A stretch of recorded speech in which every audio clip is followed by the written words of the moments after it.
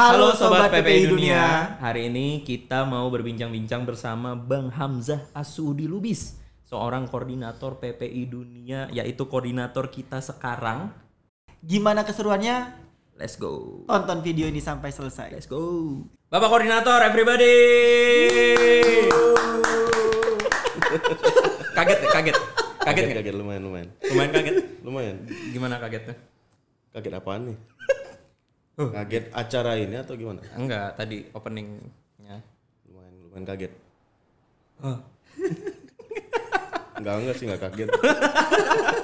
Dah langsung pertanyaan pertama. Kenapa mau jadi koordinator PPI Dunia, Bang? Kalau ditanya kenapa mau, pasti ini udah kayak politisi gitu ya. Canggih. Canggih. Kalau ditanya kenapa mau, pasti sebenarnya keterpanggilan dari kawan-kawan. Memang kan hobi saya juga kan sebenarnya diskusi gitu ya sama kawan-kawan, terutama pelajar Indonesia di luar negeri. Saya lihat kayaknya potensinya cukup besar untuk kalau kita eskalasi lebih besar lagi dengan apa yang saya miliki gitu. Seperti misalnya saya punya perspektif kayaknya kita harus langsung nih terjun ke pelajar-pelajar di SMA, kemudian juga masyarakat secara umum agar lebih mengenal PPI itu apa sih. Karena mungkin banyak masyarakat awam ya, terutama yang mungkin tidak fokusnya di dunia pendidikan masih belum tahu nih PPI. Cuman memang kita rumuskan kenapa harus ada PPI dan juga apa kontribusinya selama ini, itu harus kita sampaikan agar banyak SDM Indonesia itu lebih banyak lagi yang belajar di luar negeri. Karena kenapa menjadi pertanyaan itu mau menjadi koordinator PPI Dunia itu kan sebenarnya itu lebih kepada kita hidup dalam ranah bermasyarakat dan kita masyarakat kecil itu di ruang lingkupnya organisasi. Itu saya rasa lebih lebih nikmatnya kalau kita benar-benar bisa membawa kawan-kawan semua untuk mentransformasikan PPI ini lebih menjadi lebih reachable lagi lah untuk masyarakat yang memang belum mengetahui bahwa ternyata pendidikan di luar negeri itu banyak peluangnya. Apakah itu bisa mendapatkan beasiswa, apakah itu kita bisa mendapatkan pekerjaan di luar negeri seperti itu. Tapi ini Bang, sebelum di PPI Dunia ini kan lu dari 2018 kan udah mulai PPI, mungkin bisa sharing sedikit lah ke kita. Maksudnya kayak sampai benar-benar di posisi sebagai koordinator PPI Dunia ini, sebelum-sebelumnya lu di PPI itu jadi apa aja, atau mungkin kontribusinya di posisi-posisi tersebut mungkin. Jadi awal masuk saya dulu lulusan pondok pesantren. Di tahun 2016 saya lulus, tahun 2017 itu ada pengabdian di Gontor dulu. Kemudian saya 2018 itu mulai aktif di PPI. Jadi awal masuk tahun pertama di Lebanon, ketika saya kuliah itu langsung bergabung menjadi anggota PPI Lebanon. Karena saya lihat memang selain kita aktif kuliah di luar negeri itu tentu banyak waktu-waktu luang yang kalau tidak dimanfaatkan dengan kegiatan-kegiatan yang mungkin bentuknya menjadi tempat kita untuk refreshing gitu ya. Mungkin karena tentu ketika kita di luar negeri itu banyak ada culture shock juga, ada yang tidak sesuai dengan kultur kita, jauh dari keluarga. Nah, tentu berlatar belakang itu saya masuk join di PPI untuk berkumpul dengan kawan-kawan di Lebanon ketika itu. Nah, menjadi anggota PPI Lebanon 2018. Ketika itu hanya sekitar 100 orang pelajarnya di situ. Nah, tidak lama ketika aktif, saya mencoba mencalonkan diri jadi presiden PPI Lebanon dan terpilih. Itu periode 2019-20, kemudian periode 2020-21. Karena kan ruang lingkup Lebanon ini di kawasannya Timur Tengah ya. Iya, betul. Nah, di PPI ternyata di PPI itu ada ruang lingkup kawasan, dan kawasan itu ternyata ketika itu saya melihat ada yang sefrekuensi ternyata. Dari Lebanon sefrekuensi dengan anak-anak Timur Tengah. Kemudian lanjut setelah saya jadi presiden PPI Lebanon, kita perform memang di tahun 2019 itu saya lebih aktif banyak pengabdian masyarakat. Karena saya lihat ketika di Lebanon itu kok banyak itu kayak selain di kota-kota besarnya seperti Beirut, Tripoli, ketika dalam perjalanan itu kok banyak kemah-kemah gitu. Bertanya lah saya kan gitu. Itulah kita bikin namanya dulu program namanya Social Project, di mana kita mengumpulkan donasi dari masyarakat Indonesia ketika itu untuk pengungsi Syria, pengungsi Syria yang ada di Lebanon dan juga pengungsi Palestina yang ada di Lebanon. Karena kita rasa itu bisa mendorong lah diplomasi Indonesia itu lebih baik lagi di mata masyarakat Lebanon khususnya, dan juga di mata masyarakat internasional. Di situ ada negara lain ya, Palestina dan juga Syria.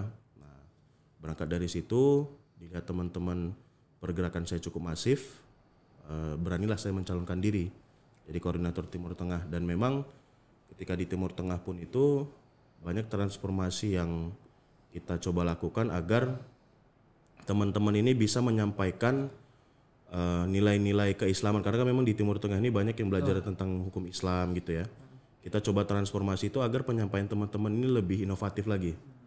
Nah, jadi saya lebih banyak dorong ke situ, apakah nanti misalnya berdakwahnya itu dengan cara inovatif gitu ya. Kita ngumpul dengan anak-anak yang ingin belajar ke Timur Tengah, kemudian kita sampaikan bahwa kuliah di Timur Tengah ini banyak plus minusnya juga. Oh, ternyata negara Arab itu tidak tidak serta-merta apa yang kita pikirkan di sini gitu.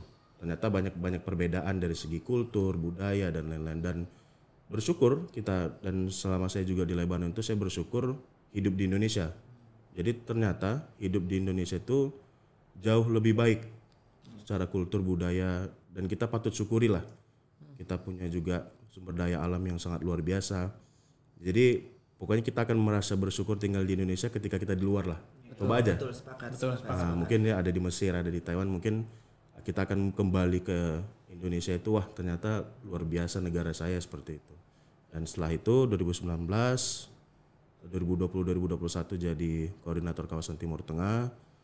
Dan sempat saya juga mencalonkan jadi koordinator PP Dunia, cuman memang ketika itu kalah. Bertarung ketika itu ya, kita kalah, agak stop. Kemudian saya lanjut setelah itu menjadi wakil koordinatornya di periodenya Bang Ahyar di tahun sebelum saya. Kita performnya sampai bahkan saya mau menunjukkan bahwa alumni Timur Tengah ini juga mampu bertransformasi dan berinovasi. Ini salah satunya alumni Connect. Ketika itu kan kita jadi ketua panitianya ya. Kita jadi ketua panitianya, bikin acara di BNI, ketika itu mengundang Bapak Wakil Presiden Abah Ma'ruf Amin. Dan kemudian itu salah satu bergen juga yang dilihat teman-teman mungkin wah berhasil ini. Nah, itu yang menjadi nilai tawar. Mungkin saya sampaikan juga ke rekan-rekan ketua PPI negara untuk kita lanjutkan hal-hal yang baik seperti itu ya. Mungkin banyak juga program-program yang mungkin menjadi nilai tawar berdasarkan kebutuhan dari kawan-kawan pelajar Indonesia di luar negeri yang dikumpulkan menjadi program-program secara teknis mungkin panjang ya, nanti kan kita bahas juga mungkin ya program-program apa saja, tapi intinya perjalanan cukup panjang untuk saya menjadi koordinator PPI Dunia ini, dan memang saya nikmatin sebenarnya untuk menjadi bukan menjadi koordinatornya tapi berinteraksi.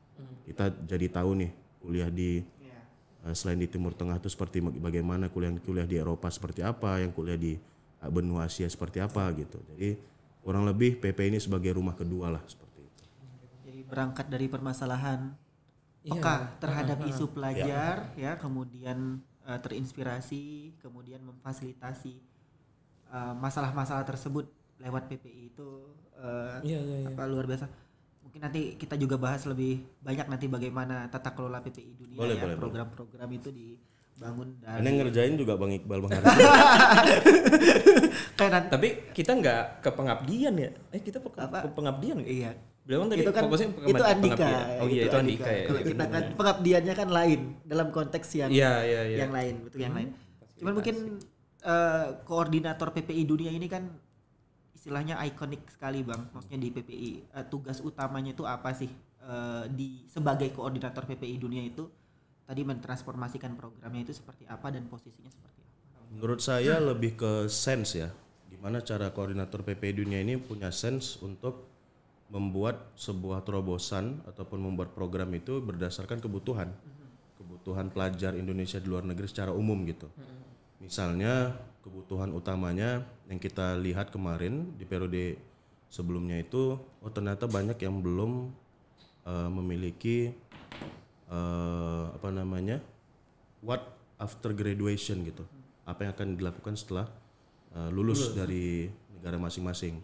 Nah, setelah udah lulus, kita coba bekerja sama dan berkolaborasi dengan BUMN, terutama di Deputi SDM BUMN, dan memang mendapat sambutan yang cukup dan sangat baik, sehingga jadilah program yang diinisiasi mulai tahun lalu namanya program Bakti Diaspora, yang dimana program Bakti Diaspora ini BUMN memiliki kepentingan untuk menyerap SDM dari pelajar Indonesia di luar negeri. Nah, itu salah satunya. Jadi kalau menjadi koordinator ini harus punya sense gimana caranya itu bisa menjadi bermanfaat untuk seluruh pelajar, untuk banyak. Contohnya seperti misalnya ketika pemilu ya, ini sama-sama juga saya juga ingin promote si Arif juga sebenarnya. Ketika pemilu kemarin kita kerjasama dengan Narasi. Nah, itu kan ternyata banyak pelajar Indonesia luar negeri yang ingin mengabarkan, cuman tidak ada platformnya. Maksudnya tidak ada platform yang mungkin akan menjadi exposure-nya lebih baik lagi gitu, lebih didengar masyarakat. Oh, ternyata pemilu di New York seperti ini, pemilu di Mesir seperti ini, di Maroko seperti ini. Nah, jadi sense of belonging-nya itu di situ. Bagaimana cara dia itu bisa memikirkan kebermanfaatan PP ini bisa dirasakan oleh pelajar Indonesia di luar negeri, utamanya ya. Kemudian kedua pasti tentunya kontribusi untuk pembangunan bangsa. Ya mungkin kalau teman-teman lihat sejauh-jauh lah, kan ada film tentang Habibie ya. Itu kan sebenarnya semangat untuk kita melanjutkan studi di luar negeri itu. Dan memang fokusnya adalah pembangunan dan kita implementasikan ya, kita PPI sebagai organisasi fokusnya juga pembangunan. Kita mungkin dalam bentuk kajian, kemudian juga policy brief, dan inputnya adalah banyak kawan-kawan pelajar ini menurut saya pribadi ya, koordinator ini harus bisa membawa kawan-kawan pelajar Indonesia di luar negeri ini punya jiwa nasionalisme yang tinggi. Karena pasti selama di luar negeri tidak ada kepastian untuk pelajar Indonesia di luar negeri ini akan kembali ke Indonesia kalau tidak punya jiwa nasionalisme yang tinggi. Apalagi di zaman yang sekarang cukup terbuka ya. Siapapun dan kapanpun kita bisa apply di perusahaan multinasional, di internasional gitu. Jadi saya rasa sih sense of belongingnya di situ, punya kepekaan terhadap apa yang bisa dia sumbangsihkan untuk pelajar Indonesia di luar negeri. Kemudian tentunya dari pelajar Indonesia di luar negeri ini sasarannya adalah masyarakat Indonesia. Seperti itu. Menariknya satu quotes yang tadi saya catat Bang Hamzah, program berbasis kebutuhan pelajar ya. Kalau saya di SPHK itu saya petakan jadi 3 Bang. Program besar kita itu pra keberangkatan sebagai pelajar ketika jadi pelajar Indonesia di luar negeri, dan tadi yang Bang Hamzah mention setelah after graduation ya.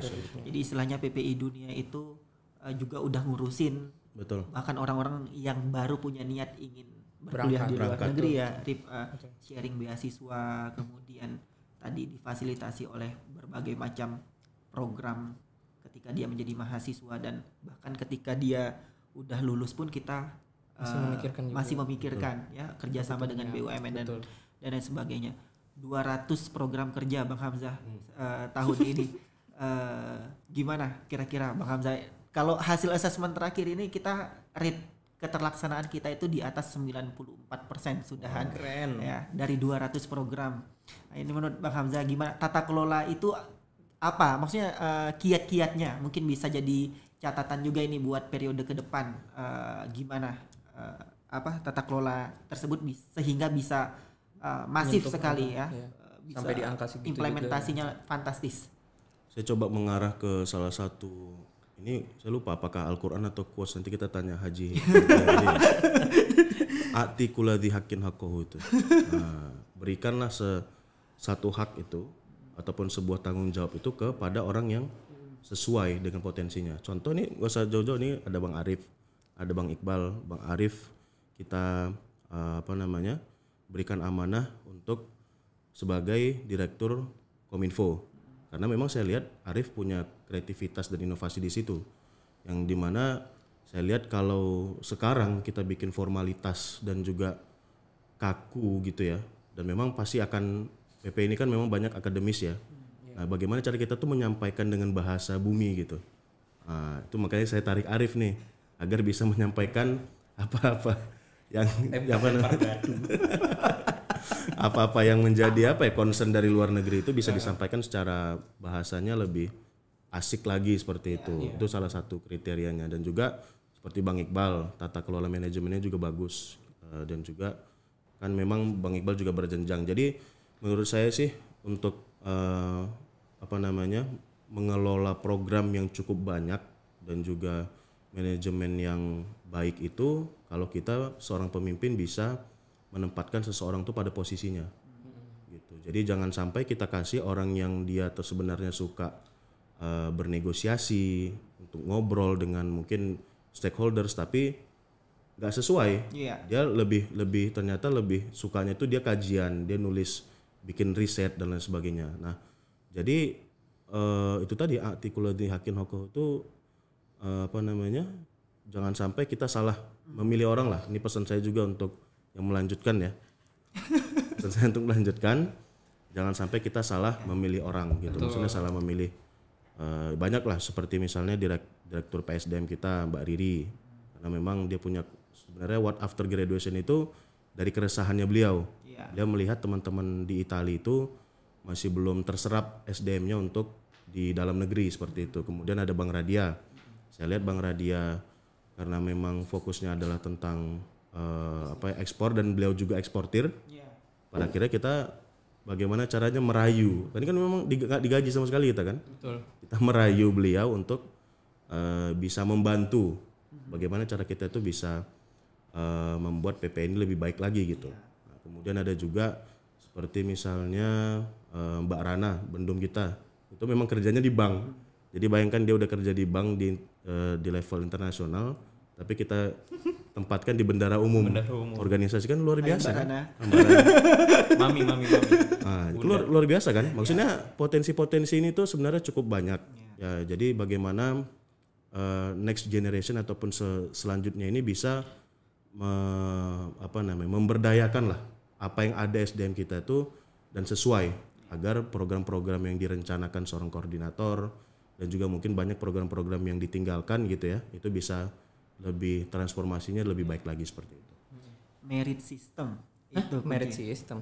Iya, itu menempatkan orang-orang berdasarkan kapasitasnya. Ini menurut saya Bang Hamzah, pencapaian ini juga menjawab keraguan ya sebagian orang, wah bisa nggak nih anak S1 memimpin organisasi PPI Dunia. Karena kan sejarah kita PPI Dunia ini kan ya, dipimpin oleh S3 ya, dan Bang Hamzah ini kan masih S1 memimpin saya yang S3 ya. Ini menjawab lah, menurut saya menjawab dan saya rasa tadi menempatkan orang pada tempatnya itu the right man on the right place itu berhasil dan membuat tata kelola kita menjadi efektif. Nah, terus Bang Hamzah, kita bicara legacy ya, novelty. Ya, kalau kami di SPHK itu ayo kita cari apa yang membedakan kita dengan tahun lalu, program apa yang tahun lalu. Tahun ini kita lihat banyak program-program inovatif. Misalnya kayak di SPHK kita punya program advokasi tahun pertama, dan itu menurut saya cukup efektif untuk menyasar mahasiswa secara langsung, istilahnya memberikan dampak secara langsung, mengadvokasi mereka, masalah-masalah mereka dan menyelesaikan masalah mereka. Ada DigiNation juga di Dirkominfo ya, sehingga Dirkominfo ini nggak cuma desain dan posting, tapi juga bikin event sekolah soft skill ya, dan banyak tadi sekolah sekolah ekspor ya dari Bang Radia dan rekan-rekan. Nah, ini menunjukkan bahwa progresif sekali. Nah, menurut Bang Hamzah apa nih yang kira-kira mungkin potensi apa yang mungkin bisa nanti dikembangkan lagi untuk PPI Dunia selanjutnya biar inovasi ini terus berjalan, biar tahun depan ini nggak ngulang lagi istilahnya apa yang sudah dilakukan periode sebelumnya. Tentunya cukup banyak ya, karena mungkin kita sama-sama tahu ya, Arif, Bang Iqbal juga tahu ternyata di periode akhir kita ini malah makin banyak yang ngajak kolaborasi ternyata kan. Betul. Nah, itu kan sebuah pertanyaan, berarti ternyata gagasan inovatif itu memang terus harus dilancarkan, dan menurut saya pesan saya untuk yang akan melanjutkan itu adalah terbuka saja. Siapapun, baik itu dari misalnya BEM ataupun organisasi rintisan, tapi memang tetap ada kurasinya juga gitu. Jangan sampai kita menerima kolaborasi tapi tidak sesuai dengan kapasitas kita di PPI Dunia. Jadi selama itu baik, selama itu oke, gas. Nah, karena memang apalagi kalau misalnya ada ajakan tuh dari anak muda juga, pasti itu inovatif. Walaupun katakanlah itu tidak materialistisnya tidak ada, misalnya tidak ada profit di situ, tidak ada profit secara material gitu. Tapi selama itu baik, itu nanti bahasanya itu rezeki min haitsu la yahtasib itu kan datang gitu. Nah, ngeri kan? Banyak dalil ya. Banyak ngomong Arab. Kita harus nunjukin kearapan kita gitu sekali-sekali ya kan. Siap. Nah, jadi contohnya tadi ya ajakan dari anak muda ya.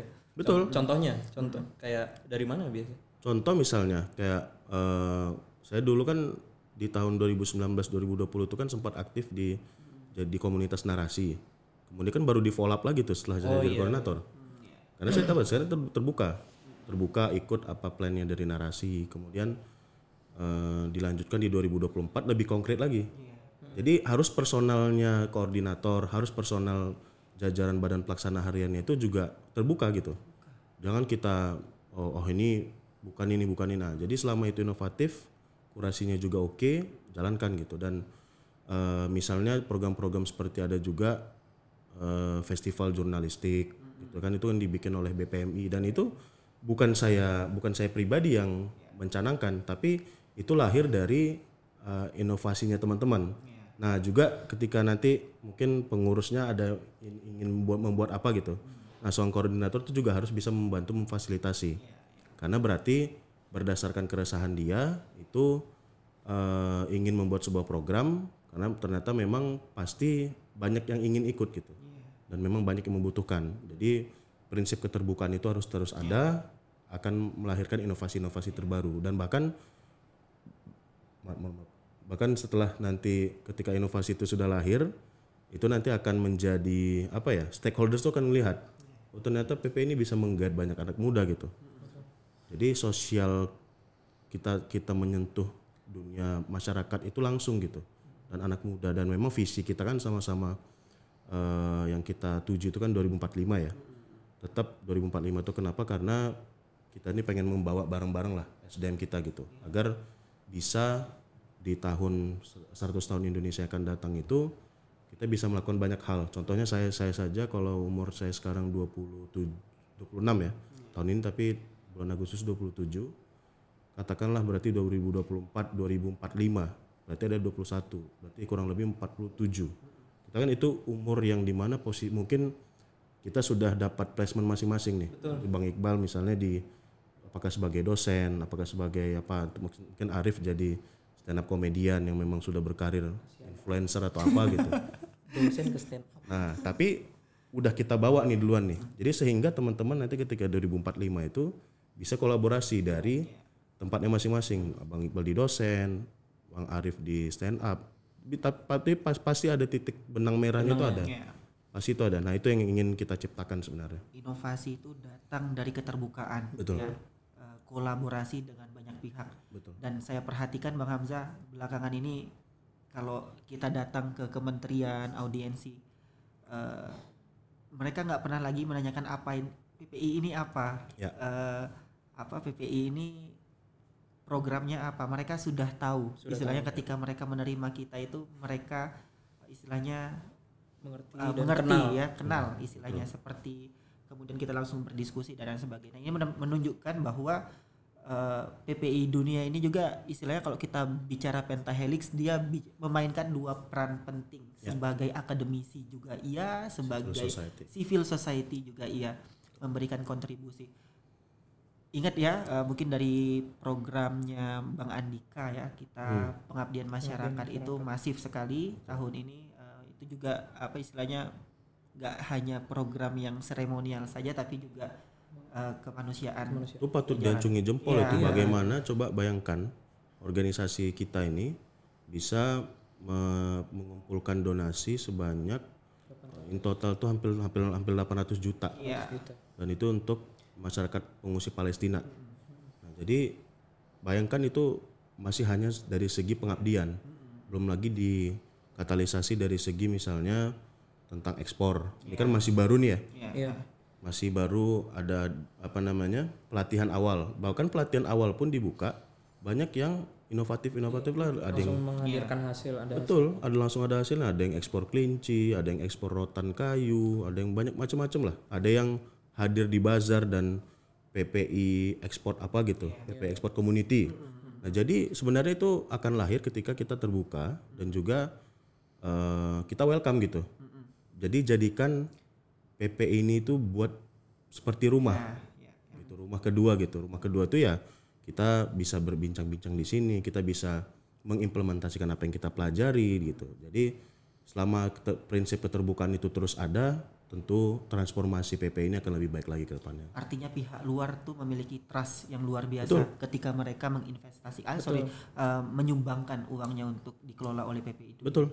Ya, selain kolaborasi dengan pihak-pihak yang lain tadi Bang, kolaborasi dengan PPI negara. Nah ini selalu Bang Hamzah tekankan juga ke saya di SPHK. Mungkin bisa di-share sedikit Bang, bagaimana membangun atau memfasilitasi lah teman-teman PPI negara kita ini agar nggak cuma PPI dunia aja yang naik tapi juga PPI negara.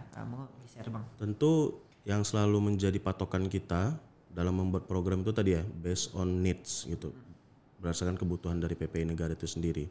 Dan kemudian selalu kita ketika beraudiensi dengan stakeholders manapun ya, baik pemerintah maupun swasta, terus kita promote bahwa Pak, kita punya jaringan di negara misalnya ada di UK, ada di Hongaria, ada di negara-negara di Asia gitu, Malaysia, Jepang, Filipina dan lain-lain sebagainya. Itu yang menjadi promosi kita yang harus kita terus sampaikan itu dari PPI Dunia, karena mau tidak mau yang memang memegang konstituen PPI itu secara langsung, mahasiswa di luar negeri itu adalah PPI negara.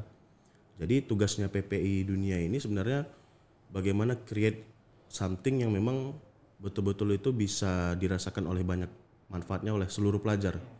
Nah, jadi ketika itu terjadi pastinya PPI negara ini juga maju gitu.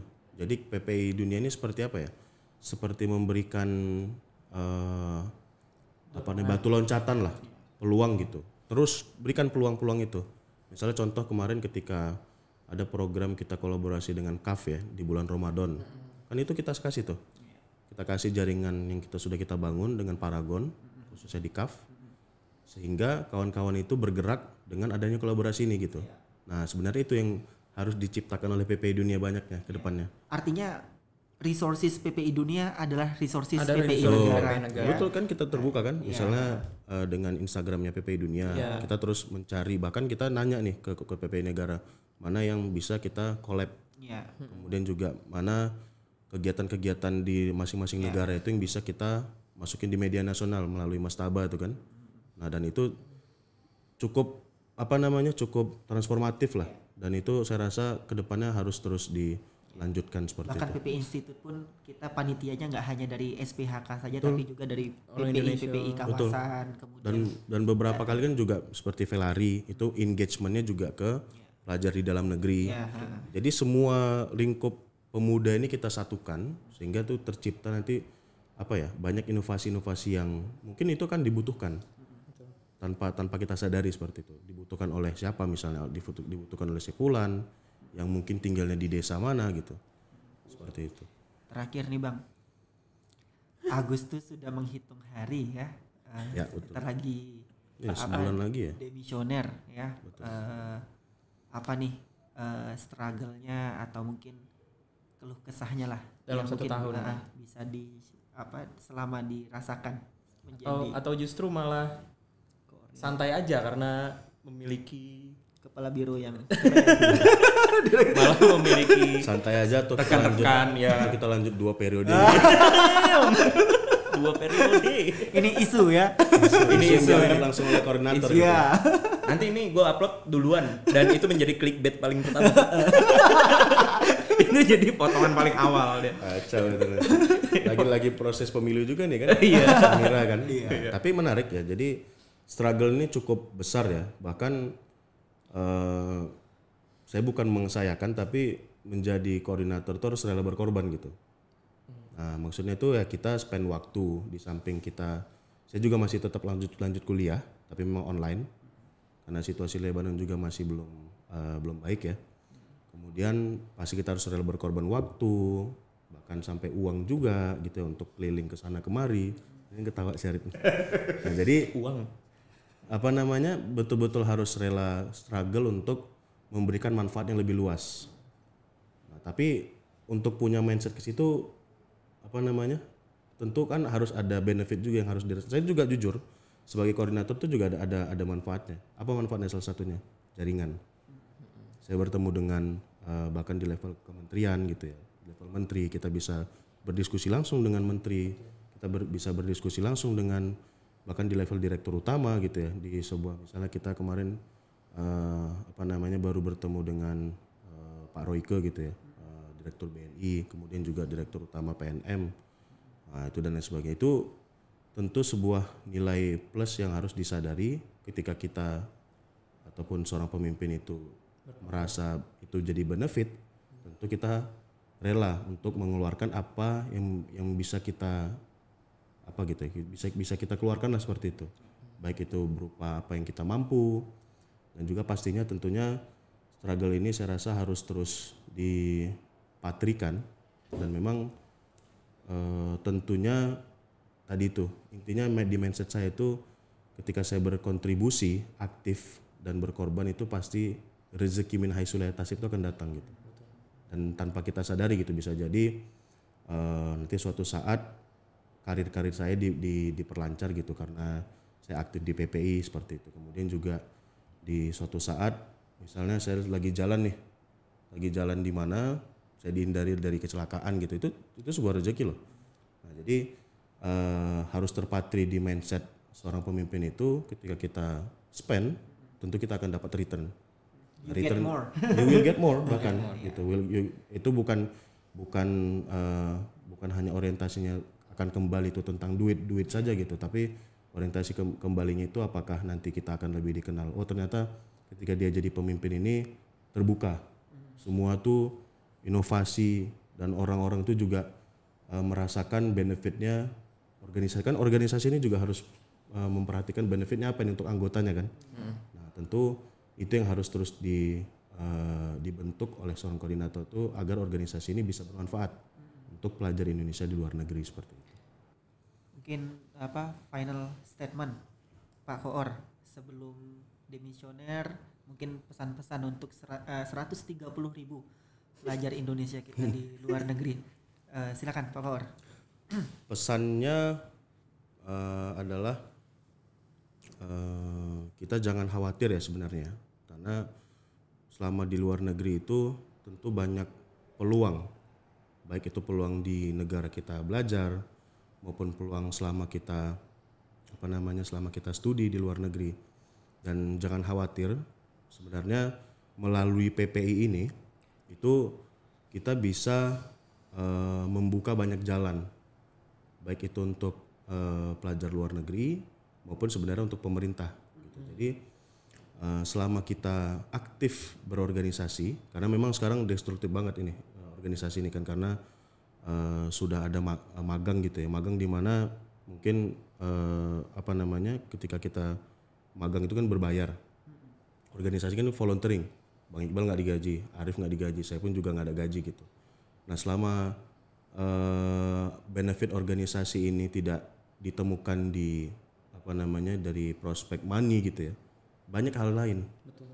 Hal-hal lainnya seperti kita misalnya Arif banyak kenal dengan orang karena berorganisasi, banyak tahu bagaimana cara bernegosiasi, tahu cara bagaimana meyakinkan orang. Bang Iqbal pun lebih banyak perspektif, oh ternyata bikin MOU dengan kementerian seperti ini gitu.